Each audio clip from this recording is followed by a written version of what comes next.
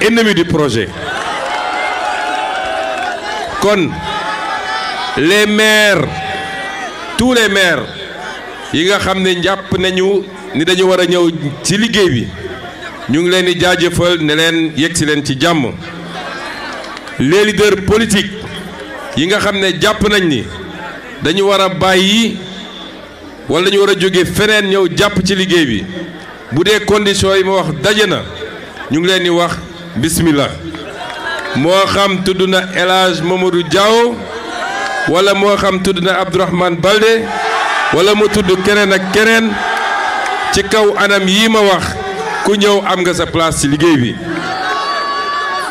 ma ne dama defal mention spéciale au maire malheureusement xaw ma leen ñoom ñëpp mënuma jaar seen tur mais on leur dit bienvenue. bu loolu weesoo mbokki Kolda dama leen wax ni campagne bi campagne thématique la parce que yéen population yi rawatina yéen jeunesse bi mais maa ngi fiy gis ay mag yoo xam ne ci heure bi sama yaram sax xaw na see daw góor gi maa ngi leen di nuyu waaye yéen yéen a wax ni léegi da ngeen bëgg politique bu bees politique boo xam dañ koy teg ci xam-xam teg ko ci programme teg ko ci projet. njëkkuma fee ñëw de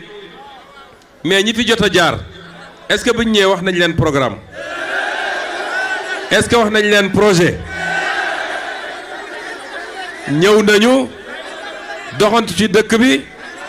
kenn topp leen ñu dem wër suñu arbre sacré bi gis nga arbre sacré bi xam ne kan mooy kan de kenn mënu koo nax ñu jaare noonu génn mais waxuñu leen lii la ñuy def ci agriculture. waxuñu nii la ñuy régler problème mu ndox mi waxuñu leen nii la ñuy def ci infrastructure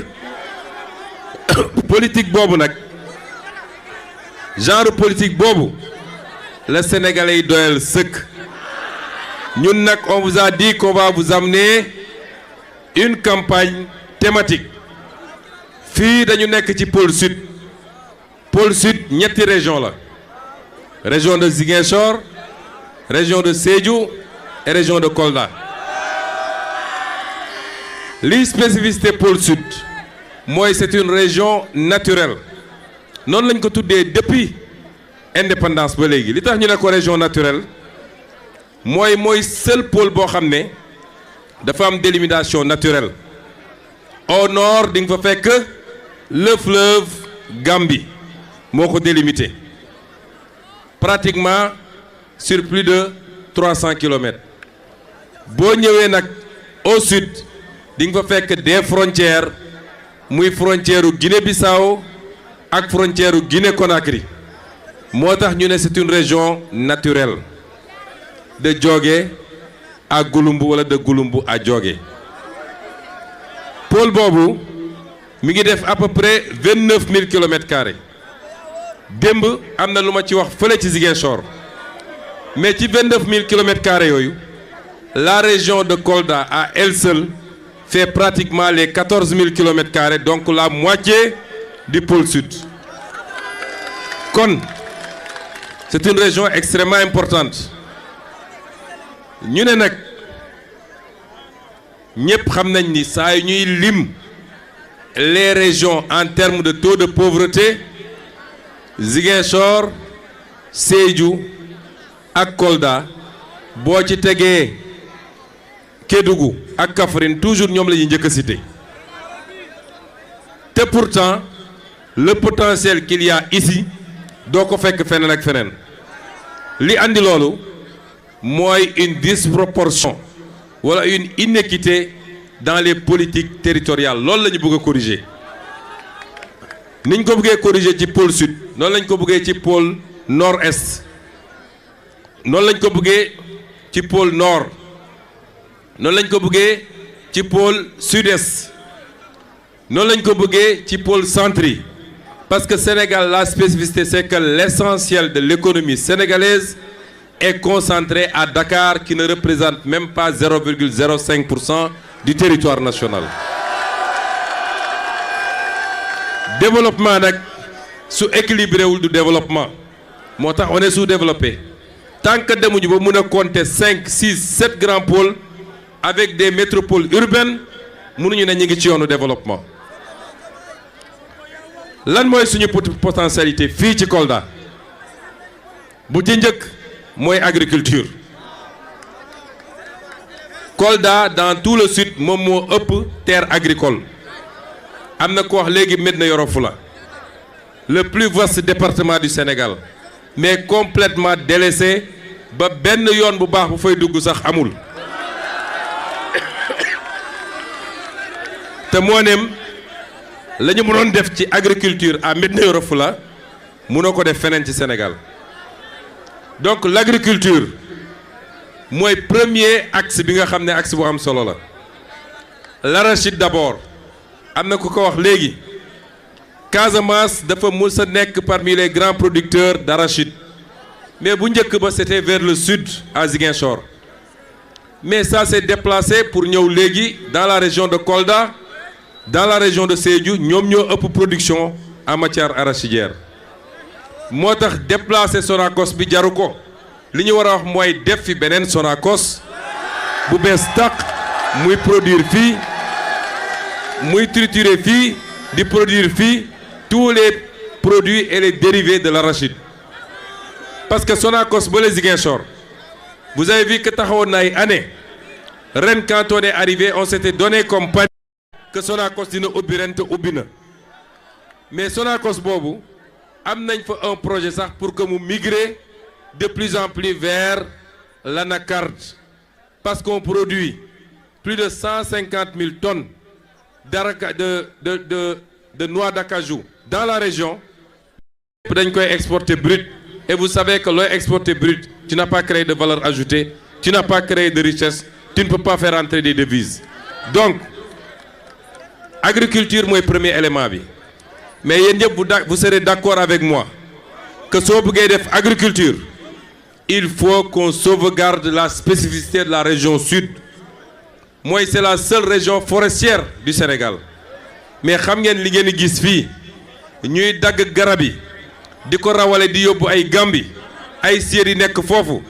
depuis qu'on est là on a multiplié par 3 les efforts on a mobilisé l'armée à côté des eaux et forêts de la gendarmerie de la police pour que la Casamance reste la Casamance parce que la Casamance sans sa forêt n'est pas la Casamance. Deuxième bi nga xam ne ci filière yi war a entretenir ce pôle-là c'est l'élevage ndax fii samay goro pël ñoo fi bëri te ku wax pël wax élevage tey Casamance fii la ñu xamee élevage. kon l'élevage est la seconde filière parce que dégg ngeen ñu ne la filière cuir peau et lait donc intensifier l'élevage jàppale béykat yi avec les croisements ñu am des variétés yoo xam ne tey li mu mën a produire ci meew ak ci yàpp plus la peau qu'on va transformer localement le ministre de l'artisanat est ici il est le ministre du tourisme et de l'artisanat balaa may ñëw sax il m'a envoyé une note technique sur la place de l'artisanat dans la vision 2050 loolu boo ko defee di nga ci am loo dundee di nga ci am loo xam ne suñu artistes yi nga xam ne léegi présenté ñoo benn tableau nañ ci mën a liggéey ça c'est extrêmement important ma dellu si ci bois bi mooy l'un des paradoxes mooy tey am nañu bois Casamance mais les menuisiers casamançais ne peuvent pas accéder à ce bois parce que bois bi ñuy dagg muy veine bi muy yeneen bois yi dañ koy génne réew mi ça on va corriger ça le plus rapidement possible ñetteelu filière bi mooy filière tourisme particulièrement li ñuy woowe le tourisme cinétique mooy fii ci Kolda ak Sédhiou bokk na ci zone yoo xam ne en Casamance mën nañ fi def la chasse mooy rëbb mais pour faire la chasse comme je l'ai dit gis ngeen tout est lié si on perd nos forêts on perd la possibilité de faire la chasse donc tourisme cinétique boobu su àndul nag ak ay infrastructures ndax ki jóge fële ne maa ngi dem def passer quelque temps une chasse encadrée avec des saisons yu ñuy ubbi ak yu ñuy tëj mais bu ñëwee ba fii mënul am sax hôtel bu baax bu muy dal xam ngeen ni kooku du fi yàgg donc les infrastructures hôtelières ñun ñii tey on voulait passer la nuit à Kolda on est obligé d'aller passer la nuit à Tamba parce que nee nañ ñu beneen candidat boobu di doxantu yor xaalisam di doxantu nee nañu moom il a réservé tous les hôtels de Kolda ça veut dire que la capacité d'accueil de Kolda est très faible parce que tey ñun suñu délégation bi gën saa gudd peut-être c'est 100 personnes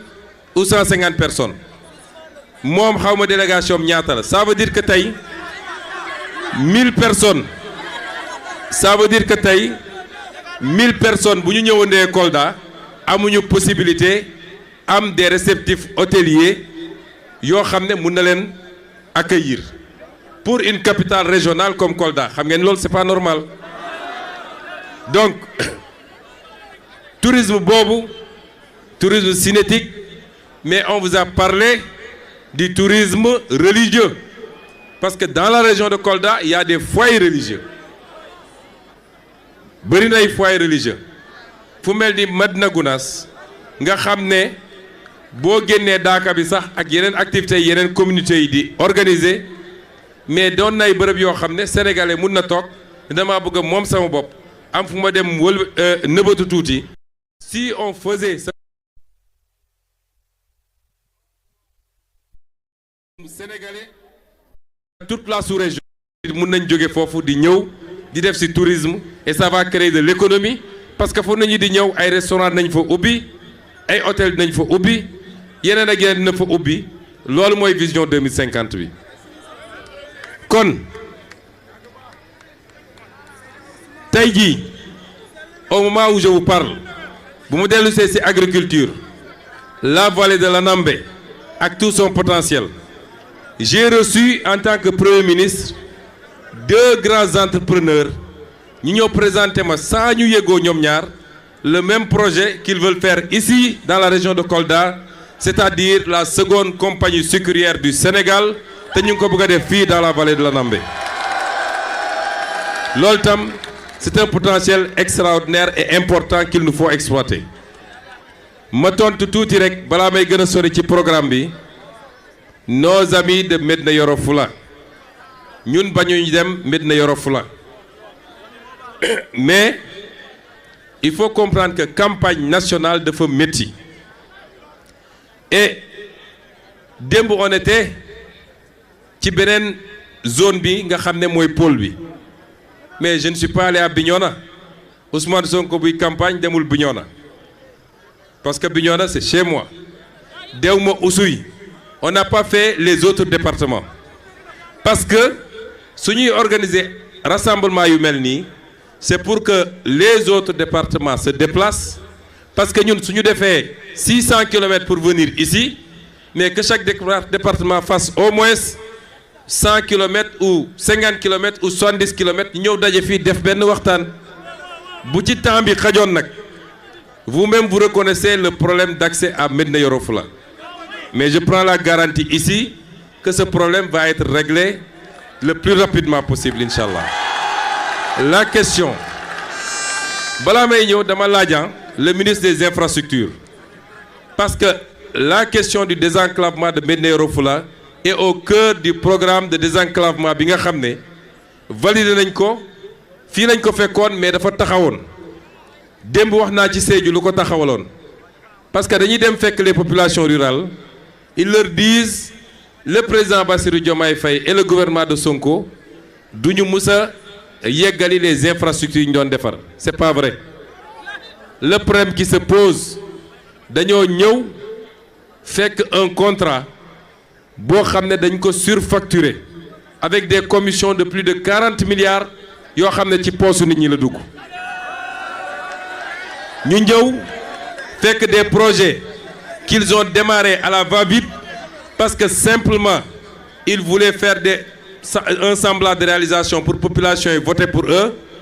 ils ont démarré sans faire les études d'impact environnemental te loolu Grande-Bretagne bi ñu signéel ñoom ñuy financer dañ ne woon mënuñu commencer liggéey bi tant que defuñu étude d'impact environnemental. Est-ce que vous êtes d'accord ñun ñu bàyyi ay projets yoo xam ne surfacturé nañ ko à coût de plusieurs dizaines de milliards gars yi dem parce que tout simplement on est pressé. Est-ce que voulez-vous qu'on restaure la bonne gouvernance dans ce pays? Sàcc xaalis bi jeex fi, détournement yi jeex fi, randal bi jeex fi, chaque centime des Sénégalais ñu delloo ko ci Sénégalais yi. Loolu rek moo waral li ngeen dégg nii. J'en profite pour prendre ici un engagement. L'aéroport de Kolda sera finalisé dans les meilleurs délais. Parce que mënuñu comprendre que une capitale comme Kolda mënul am un aéroport digne de ce nom. Jusqu'à présent waa Kolda yu ci bëri dañuy dem wàcc aéroport Ziguinchor après ils se tapent 184 kilomètres pour venir à Kolda. Est-ce que loolu yoon la? Donc ce problème sera réglé. Et Kolda mérite d'avoir son université. Loolu ci programme bi la bokk. On a parlé de l'eau. Le ministre de l'eau il est là, il est le ministre de l'hydraulique. Xam ngeen su ngeen déggee ñu naan projet des autoroutes de l'eau muy benn ñu ne leen projet des grands transferts d'eau ñaar yooyu bokkuñu. Dama bëgg ñu comprendre bu baax suñuy programme. Les grands transferts d'eau pour mbay mi la particulièrement c'est des canaux à ciel ouvert. Les autoroutes de l'eau ci mbay mi lañ ci jublu principalement c'est des canaux à ciel ouvert. Ñu seet les grands points d'eau def des canaux yoo xam ne ñooy drainer ndox mi andi ko là où les gens en ont besoin avec des techniques d'irrigation pour ñu mun a béy noor ak nawet. Par contre les projets de grand transfert d'eau am na bu ci barki démb rek ministre Cheikh Tidiane Dièye lancé ñu commencé bu njëkk bi mooy le nord qui permet de desservir l'axe Touba Mbour Dakar parce que axe boobu boo ko dajalee rek c'est peut-être 30% ou 40% de la population du Sénégal. Mais am na yeneen wax naa leen démb bi ma demee dans le pôle centre ni que la ñuy def à partir du bassin captant de Malem Hodar pour régler tout le problème du Saloum noonu lañ ko fas yéene def fii ak le même bassin bi nga xam ne moo nekk Sédhiou et qui va permettre de régler définitivement la question de l'accès à l'eau. Mais bi ñu ñëwee on s'est rendu compte que la région de Kolda ci programme hydraulique bi ñu doon def dañ ko négligé woon. Région de Kolda ci hydraulique waaye région de Kolda ci programme d'électrification bi. Ce que le ministre a fait en dehors de loolu ma leen wax noonu par rapport à ce bassin, on va lancer un programme de restauration de tous les forages yi nga xam ne c'est des forages qui sont devenus vétustes. Mais il y a un ambitieux programme de construction de nouveaux forages. Parce que ñun dans notre vision d'ici très peu warul am benn sénégalais boo xam ne da ngay am problème ndox boo naan parce que loolu ku ko mënul offrir la population boo ko ne naa la yóbbu développement warul a gëm. La question de l'électricité bi ñuy ñëw juste après Samine et avant Tanaf am na dëkk yu ma romb ñu taxaw baare yoon bi yor seeni sondel ne ma ñun courant la ñu bëgg courant. 64 ans après il y a beaucoup. Quand on a fait l'évaluation, il y a à peu près 8700 villages yoo xam ne ñun bi ñuy ñëw loolu moo newoon ci programme bi ñu ne ñooñu ñoo amagul courant sur à peu près 15 000 ou 16 000 villages au Sénégal 1960 ba léegi. Quand on est arrivé la première chose bi ñu def yéen jeunes yi ma bëgg ngeen tàccul ma seen DG Jean-Michel Sène parce que def na liggéey bu am solo ñaari contrat yi fi fekkoon ñaar yëpp daf ko renégocier muy AE Power bi comme deuxième contrat bi ñoom ñaar yëpp daf leen renégocier ce qui a permis pour ngeen xam gars yi ni ñu doon surfacturer les projets en renégociant rapidement il a pu ramener le nombre de villages qu'on doit électrifier de 8700 à 5553 c'est-à-dire gagné na plus de 2700 points d'électrification en renégociant des contrats mais 2700 yooyu ci poche kan la waroon dem ci poche ay ministre ci ay poche DG ci ay poche entrepreneur c'est comme ça qu'on pille le Sénégal moo tax suñu leen déggee ñuy lappi songu DG bi dem fay seen presse suba ak ngoon scandale à EPOR gis nga le scandale le vrai scandale mooy woon ñu bàyyi contrat yi continue noonu moo tax yi ñuy def nii je peux vous assurer que le programme ne s'est pas arrêté le DG était ici en Casamance il y a à peine 10 jours il est venu faire la prospection nous allons nous donner les moyens d'électrifier tous les villages du Sénégal à l'horizon 2029 kon lii yenn lu ma jukki ci programme pour le pôle sud mais pour faire ça xam ngeen dégg naa Amadou Ba nee nañu mi ngi dugg ci dëkk bi moo réservé hôtel yëpp xam naa ni moom poosam diis na poos bi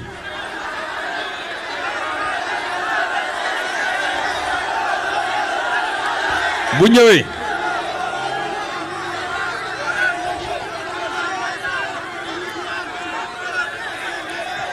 Amadou Ba bu ñëwee xam ngeen lan laa bëgg ngeen laajal ma ko yéen waa Kolda pendant 12 ans moom 2013 dañ ko fal ministre des finances donc 12 ans yi Macky Sall def moom 11 ans yi nekk na fi ministre des finances nekk na fi premier ministre nekk na fi ministre des affaires étrangères laaj leen ko qu'est-ce qu'il a fait pour Kolda lan la fi def laaj leen ko lan la fi def lu mu deful pendant 12 ans yooyu foog ngeen ni tey muy daw di dàq poste député ku nekk ministre des finances nekk premier ministre defoo foog ngeen ni député moo tax muy def dama ne réew mi weesu na fu ñuy naxee nit ñi le 17 novembre ça doit être plus qu'un référendum le message que le peuple doit envoyer et particulièrement vous les jeunes et vous la population de Kolda mooy ngeen wax à tous ces politiciens d'une génération dépassée avec des pratiques révolues ngeen wax leen ni bëggatu leen ngeen gis ci seen politique bi bëggatu leen gis ñuy laaj la voix des Sénégalais parce qu'on leur a tous donné leur chance ils ont pillé le pays ils l'ont mis à genoux et ils n'ont rien réalisé loo xam ne mun nañ ne lii développement la foog ngeen ni ñun Maroc bii tey ñëw andi ay entreprise am ñu ñëw di jël suñuy marché est-ce que xam ngeen ni Maroc en 1960 ñun ñoo ko jiitu woon Tunisie ñun ñoo ko jiitu woon Corée du Sud jiituñu woon kon su gaa yi liggéeyoon du ñu toog fii di wax lu ñu deful ñoom en 64 ans ñëw ngeen dénk ñu réew mi 6 mois ñu commencé càmbar yàq gi ñu yàq réew mi ak présenter leen un programme boo xam ne bu ñu ko appliqué réew mi décollé ñu mel ni ñu jëfur nekk ci rajo ak télé yi suba ak ngoon fay seeni journaliste lu leen neex ñu wax le peuple est assez mature et le peuple sait que l'heure du changement a sonné et c'est un changement définitif moo tax li ñu bëgg dañu bëgg yéen waa Kolda au soir du 17 novembre fii à Kolda xeeb naa fi 75% ndax bu dee démb lañ fi doon am majorité après un long combat que vous avez mené ça n'a pas été facile moo tax bokk na ci wala leen recommander leen les jeunes soyez patients dans la vie soyez combatifs mais soyez patients bu leen kenn dugal ci parax bi may njëkk a ñëw Kolda fii en 2017 ñaari pick-up wala ñett laa yoroon dugg ñaar ci dëkk bi ba génn kenn xamul ni un candidat dugg naa Kolda tey bu ñu annoncé ni maa ngi ñëw Kolda c'est un événement à Kolda ñaar moo ko andi la combativité mais dans la patience kon li tax ma ne nag on a fait un long chemin ba egg si fii on a pu gagner ci élection présidentielle bi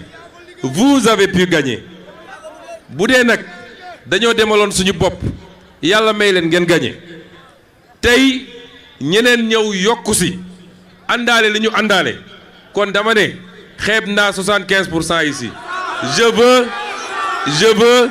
90% à Kolda. Est-ce que vous êtes prêts à nous donner ça? kon maa ngi leen di gërëm di leen sant asalaamaaleykum